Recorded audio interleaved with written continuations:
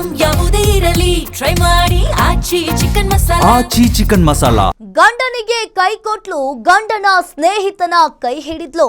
ಅಣ್ಣ ಅಣ್ಣ ಅನ್ಕೊಂಡು ಆತನ ಜೊತೆಗೆ ಎಸ್ಕೇಪ್ ಆಗಿದ್ದಾಳೆ ಇಲ್ಲೊಬ್ಬ ಮಹಿಳೆ. ಗಂಡನಿಗೆ ಕೈ ಕೊಟ್ಲು, ಗಂಡನ ಸ್ನೇಹಿತನನ್ನ ಕೈ ಹಿಡಿದ್ಲು. ಅಣ್ಣ ಅಣ್ಣ ಅನ್ಕೊಂಡು ಆತನ ಜೊತೆಗೆ ಎಸ್ಕೇಪ್ ಆಗಿದ್ದಾಳೆ. ಹೆಂಡತಿ ಬಿಟ್ಟೋಗಿದ್ದಕ್ಕೆ ಕಂಗಾಲಾದ ಬೆಂಗಳೂರಿನ ಜಿಮ್ ಟ್ರೈನರ್. ನನಗೆ ನ್ಯಾಯ ಕೊಡಿಸಿ ಅಂತ ಜಿಮ್ ಟ್ರೈನರ್ ನಿತೇಶ್ ಅಳಲು ತೋಡಿಕೊಂಡಿದ್ದಾನೆ.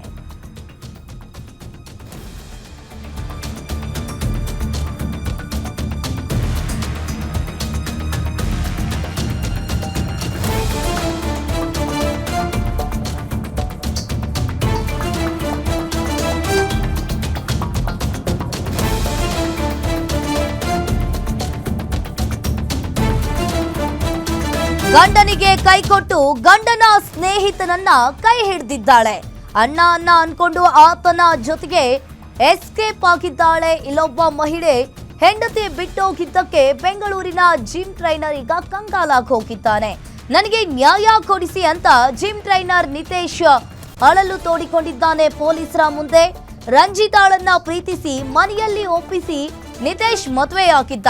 ಮದುವೆ ಬಳಿಕ ಸ್ನೇಹಿತ ನವೀನ್ ಮನೆಯಲ್ಲಿ ಇವರಿಬ್ರು ದಂಪತಿಗಳು ಬಾಡಿಗೆ ಇದ್ದಿದ್ರು.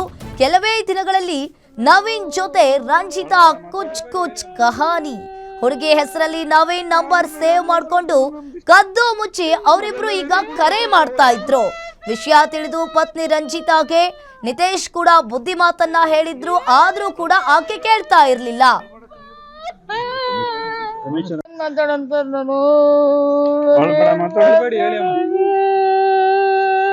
ನಾನು ನಮ್ಮಮ್ಮ ಸರ್ ಜೀವನ ನಮ್ದಿಷ್ಟ ನಾವೆಲ್ಲ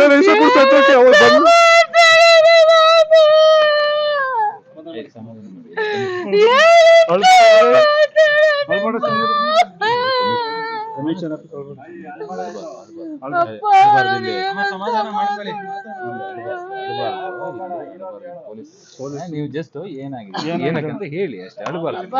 ಏನಂತ ಹೇಳೋಣ, ಸೊಸೆ ಮದುವೆ ಆಗಿದ್ದಾಳೆ, ನನ್ನ ಮಗ ರಾಜ್ಕುಮಾರ್ ಅದಾನೆ, ನನ್ನ ಸೊಸೆ ಬಂಗಾರ ಆಗಿದ್ದಾಳೆ, ಬೆಂಗಳೂರ ಜೀವನ ಮಾಡ್ತಾನೆ ನನ್ನ ಮಗ ಅಂತ ಸ್ವಾಮಿ ಮಾತಾಡಂತ. ನಾನು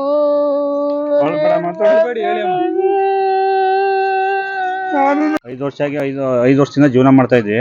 3 ವರ್ಷ ಒಂದು ಮನೇಲಿ ಬಾಡಿಗೆ ಇದ್ವಿ ಸರ್. ಫ್ರೆಂಡು ಅಂತ ಬಾಡಿಗೆ ಮನೆ ಮಾಡಿದೆ. ಬಾಡಿಗೆ ಮನೆ ಮಾಡಿ ಜೀವನ ಮಾಡಿದ್ವಿ.